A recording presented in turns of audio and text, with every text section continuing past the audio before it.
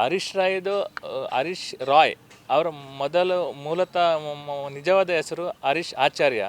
College ದಿನಗಳಲ್ಲಿ ಅವರು ಹರೀಶ್ ರೈ ಅಂತ ಹೆಸರು ಇಟ್ಕೊಂಡಿದ್ದರು. ಅವರು ಕಾಲೇಜ್ ದಿನಗಳಲ್ಲಿ ಬನ್ನಂಜರಾಜ ತಂಡ ಮತ್ತು ಹರೀಶ್ ರೈ ತಂಡಕ್ಕೆ ಯಾವಾಗಲೂ ಹೊಡೆದಾಟ ನಡೆಯುತ್ತಿತ್ತು. ಒಂದು ಟೈಮಲ್ಲಿ ಬನ್ನಂಜರಾಜ ತಂಡಕ್ಕೆ ಹರೀಶ್ ರೈ ತಂಡ ಹೊಡಿತದೆ. ಆಗ ಬನ್ನಂಜರಾಜ ತಂಡ ಹರೀಶ್ ರಾಯ್ದ ಕಸಿನ್ ಪ್ರದೀಪ್ ಆಚಾರ್ಯ ಪುಟ್ಟ ಅಂತ ಅನ್ನೋವರಿಗೆ ಚೂರಿ ಆಗ್ತಾರೆ. ಆನಂತರ ಇವ್ರದ್ದು ರೌಡಿ ಶೀಟರ್ ಓಪನ್ ಆಗುತ್ತೆ ಇಲ್ಲಿ. ಆ ಟೈಮಲ್ಲಿ ಪಾಂಗಲ್ ರಾಮ ಅಂತ ಒಬ್ಬ ರೌಡಿ ಇದ್ದ.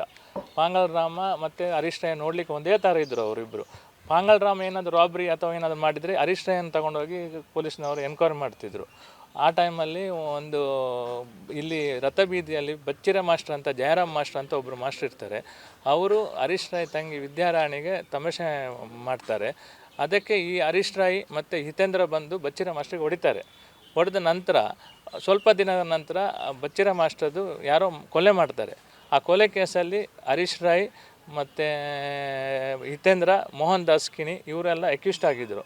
ಅಲ್ಲಿ ಆ ನಂತರ ಜೈಲು ಪಾಲಾಗ್ತಾರೆ. ಮತ್ತು ಜೈಲಿಂದ ಹೊರಗೆ ಬಂದ ನಂತರ ಇವರಿಗೆ ಹರೀಶ್ ರಾಯ್ ಅದನ್ನು ರಥಬೀದಿಯಲ್ಲಿ ಚಿನ್ನದ ಅಂಗಡಿ ಎಲ್ಲ ಮಾಡ್ತಾಯಿದ್ರು.